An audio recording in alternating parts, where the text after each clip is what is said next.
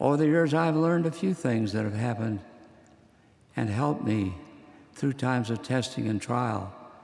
I'd like to share with you a few of them. The first thing we can do is laugh. Have you ever seen an angry driver who, when someone else makes a mistake, reacts as though that person has insulted his honor, his family, his dog, and his ancestors, all the way back to Adam? Or have you an encounter with an overhanging cupboard door left open at the wrong place and the wrong time, which has been cursed, condemned, and avenged by a sore-headed victim? There is an antidote for times such as these. Learn to laugh. I remember loading up our children's station wagon and driving to Los Angeles. There were at least 9 of us in the car, and we would invariably get lost. Instead of getting angry, we laughed. Every time we made a wrong turn, we laughed harder. Getting lost was not an unusual occurrence for us. Once, while heading south to Cedar City, we took a wrong turn and didn't realize it until 2 hours later we saw welcome to Nevada signs. We didn't get angry. We laughed.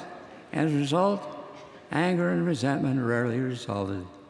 Our laughter created cherished memories for us. I remember when our daughter went on a blind date, which we really didn't approve.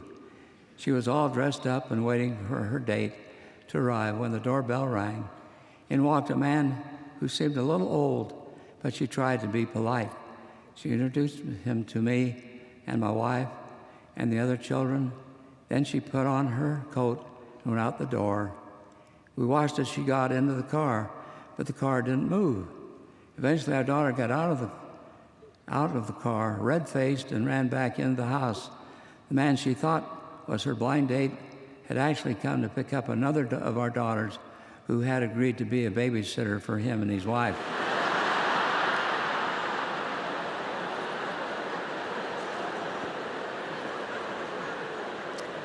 We all had a good laugh over that.